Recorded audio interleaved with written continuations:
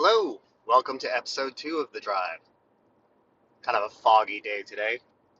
I kind of like gray foggy days. So, I wanted to talk about dogmatic thinking, because I know it's something I've really had to work hard to overcome, and I still catch myself in it from time to time in various aspects of my life. And it's something I'd like to look at and maybe pull apart, see if I can find other places that I'm doing it right now, and see if anybody listens to these, if you can find any spots where maybe you've got the same thing going on and it's not serving you. I think there's probably a lot of it right now, at least here in the US, where we're pretty divided and people are really set in their ways with whatever they're doing. They're really digging in hard on things. And there's something to be said for standing up for yourself and what you believe in and what you feel to be correct and what just taking a stand. Uh, I have become much more a person that the kind of person I can't stand. It's like, dude, like pick a side. You're just kind of sitting there in the middle, observing and trying to take in information and get a feel for both sides. Like, just pick a side, man. Stand up for something.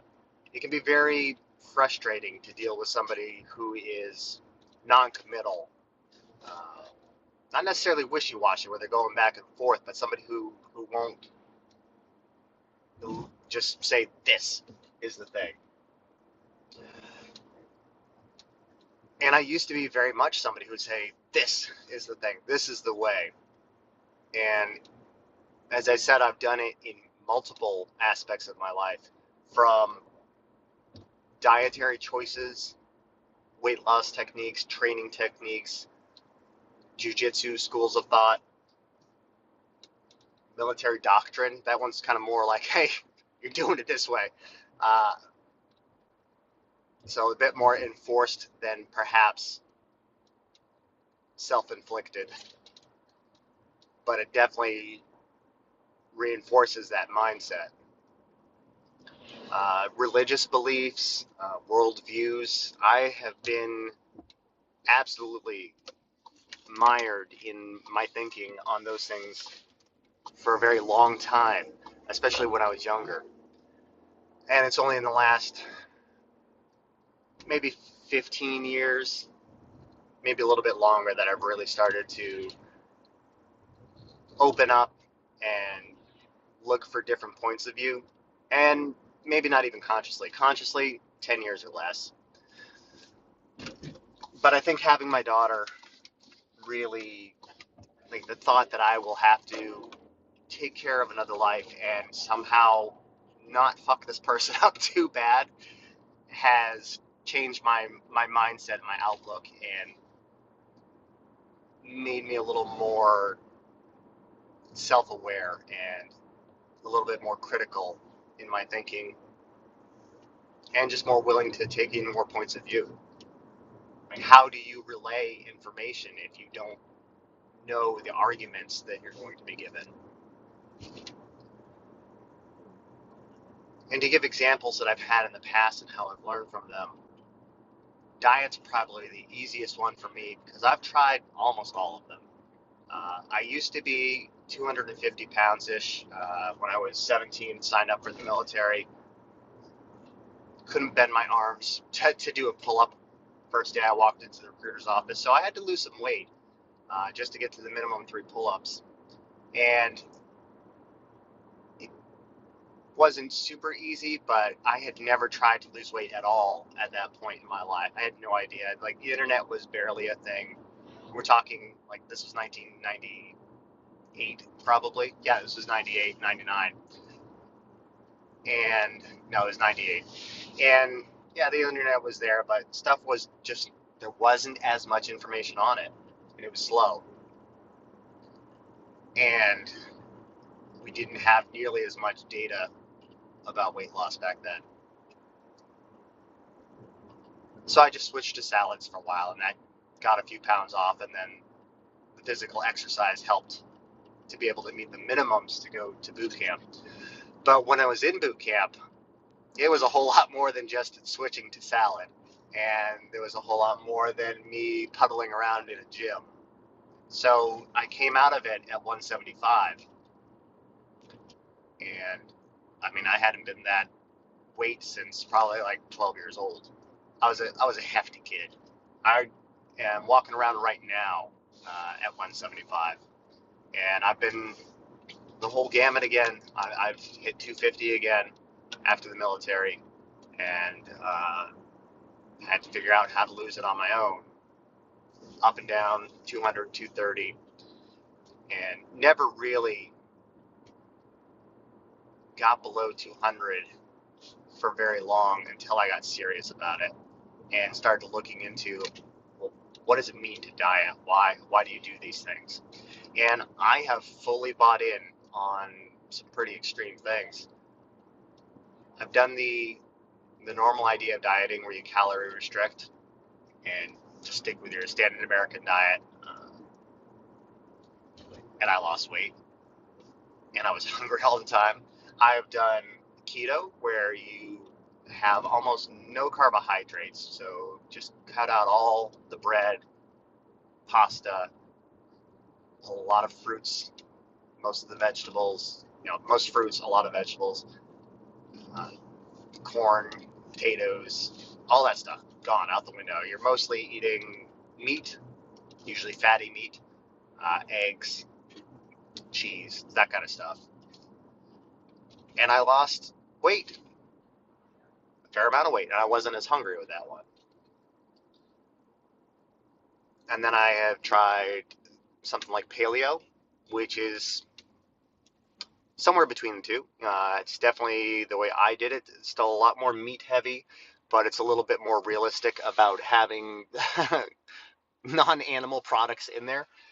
You're just cutting out the processed foods, and you can get deep into the paleo philosophy of like, oh, if our ancient ancestors couldn't hunt it or pick it out of the ground, we don't eat it.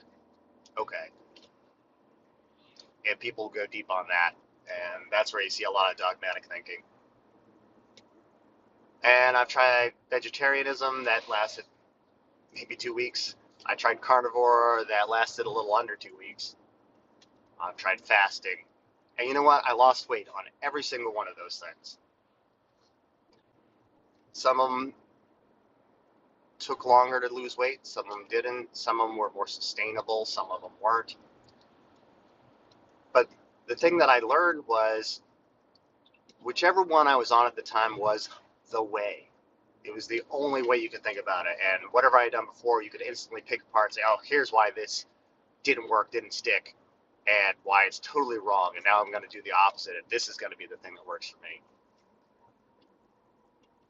And it's funny because it was the way while I was doing it. And then it becomes the enemy.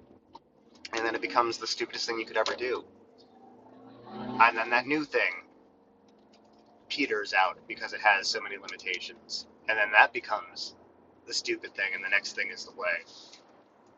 And eventually you do enough of these things, you realize you really don't know a whole hell of a lot. And you have to learn more about why things are helping you lose weight, why it's hard to stick to them, why probably you need a more well-rounded diet, and you just need to learn some ways to moderate. You need to find out what your body's telling you, what you need. And I think that's why people really like to be mired in their ways, to have a single point of view, to have that dogmatic thinking. It's because it's so much easier. Oh, it's great. It's great when you can just say, well, obviously, if you cut out carbs, carbs are bad for you. You don't need them. You can survive without them. Yes, you can. But honestly, you're not going to be performing at a high level. You're probably going to have some pretty weird blood markers. If you have any kind of athletic endeavors at all, they're going to tank like right away. Your body has a very limited store of glycogen. You're just going to go. You can do long-term stuff, but any kind of high-intensity stuff, you're done. And but it's so simple, it's so easy to just point at something and say, well, here's the reason why. This is the rule set, and I don't have to think about it, and your argument is invalid. And it's so much simpler, so much easier. You don't have to think. And the hard thing is when you try to figure it out on your own and you try different things and you really try to understand how and why they all, to some degree, work, and how and why they all, to a greater degree, don't, is you have to think. And I think that critical thinking skill, I think that being willing to be open to, and to just say, just by chance, there is a possibility that I might not be correct. That is something that we haven't had for a while in general in our culture. It was, I think, maybe there when I was a kid. Maybe I think it had faded out at that time as well. I was kind of hopeful that the long form impact of podcasts, like the long term impact of podcasts with the longer form, would help with that. The Joe Rogan podcast is kind of the tip top example of that, where you have a 4 hour interview with somebody, and sometimes you have some really intelligent people, and then other times you have a bunch of dudes telling dick jokes, and that's a real mixed bag. It's not really teaching you to be critical about things, but at least he does, or he did, present a bunch of different viewpoints. I've kind of seen that drift away a bit in the last few years, and I'm not as much of an adherent of that show anymore. But I think you can take that same idea to anything you're doing, and you're probably going to find some benefit in it. And I'm not saying you're wrong. I'm not saying the thing you're doing is wrong. But you should be able to point out why it's right, where the weak points are, the things that, like, yeah, it's not great at addressing this, but here's how we compensate. And you have to be able to look at your opponent's argument and say, so you can put up the crappy version of it and straw man it, say here's their point and here's why I can just knock it over so easily.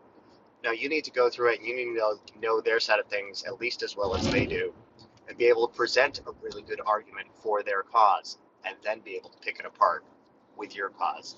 I don't think we debate like that anymore. People think of debate as just shouting talking points at each other. Debate should be, I completely understand where you're coming from, and I can prove why my way is better.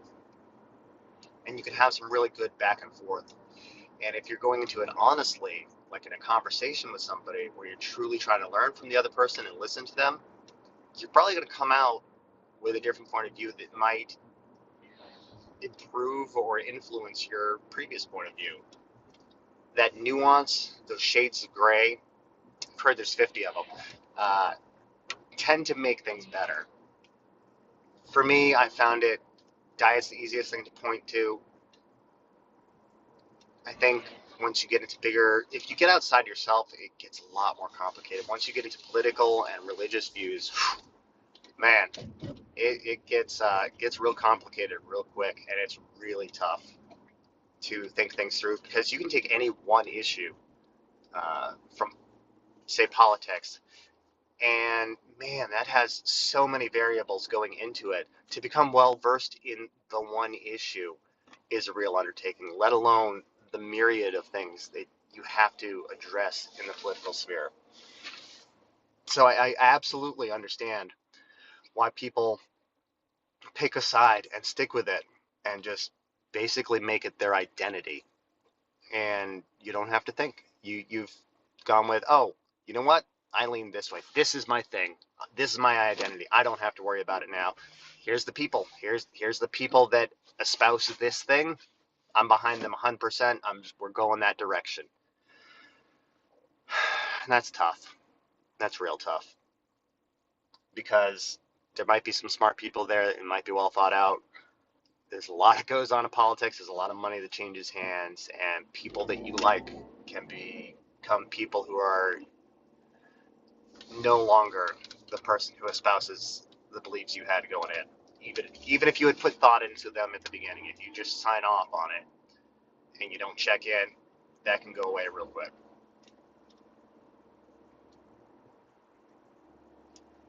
Another more concrete example for those of us who do jujitsu, man, we can get real dogmatic with jujitsu as well. It was just starting to turn around when I joined the sport, but you go back 20 years, nobody played leg locks. That was anathema. You did not do that. You don't touch people's feet. That's cheating. That's low. That's BS. And now, and people really didn't do a ton of nogi. You'd have vale tudo, but you wouldn't play it the way we would play nogi now. It would be played as a striking art that went to grappling as quickly as possible. It was the way to take on people who wrestled and people who did striking arts. You'd see these Brazilian guys just running around in shorts, and they do some really crappy hand fighting stuff, just waiting to get maybe do a push kick and shoot in for a double leg, and then they'd go to it and they'd do nogi, but it would turn into arm bars and chokes only. That was the only thing they did. There was none of the complexity that has developed in nogi over the last 15 to 20 years.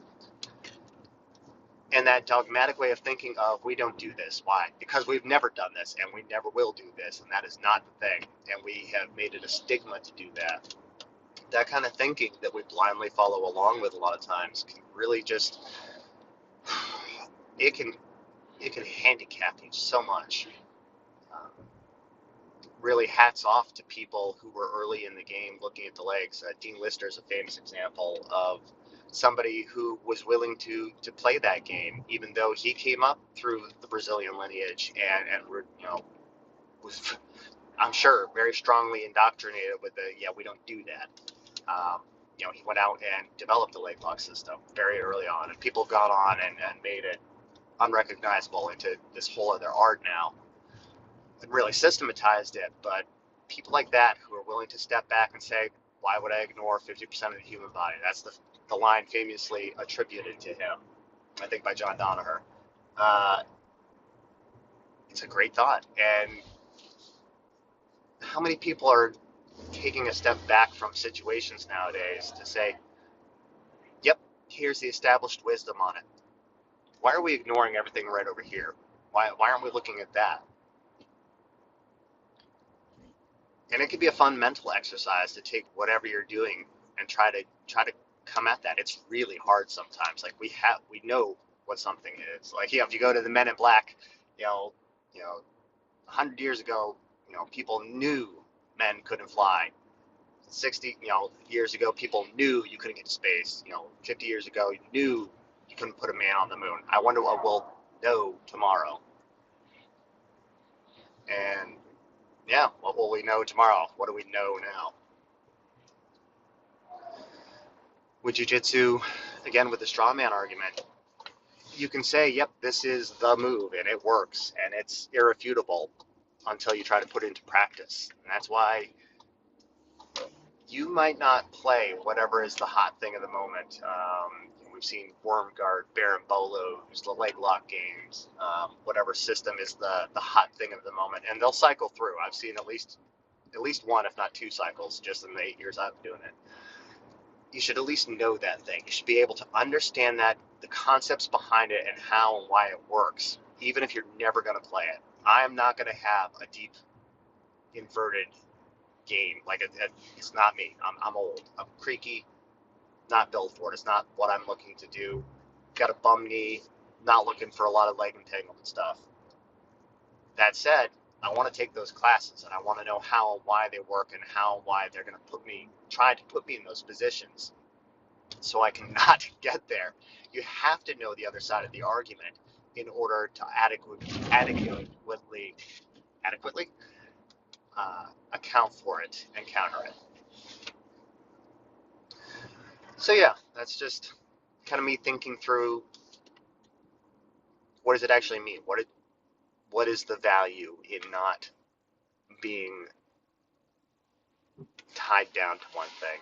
I think fundamentally, if you don't stand for something, you'll fall for anything. So you do have to pick some points that you have examined well, and you're willing to die on that hill. It could be super basic stuff, like you don't molest kids. Rape is wrong. I'm not going to say murder is typically the thing people will point out. I was in the military. It's a tougher one. I think you can justify murder in some instances. And we don't like that term murder. You can justify killing. It, it's where do you draw that line? It's an argument for a different day. But there's some very basic stuff that I think any civilized society has laws against. And those are the kind of things you can pretty much take a stand on and say, yep, just about every instance, there is no way to support that. Those things take a stand on. Everything else, when you're trying for the greater good, have some nuance about it. You can almost guarantee it's not a single view thing. Not when you're dealing with multiple people, multiple systems, even when you're dealing with your own body. You can go hardcore into I only eat meat, and yeah, you'll lose weight. Your body can only process so much protein at a time. Can only get so many calories out of it before it's coming out the other end. But you're gonna probably end up vitamin or mineral or some essential enzyme deficient doing that. So have some nuance. All right.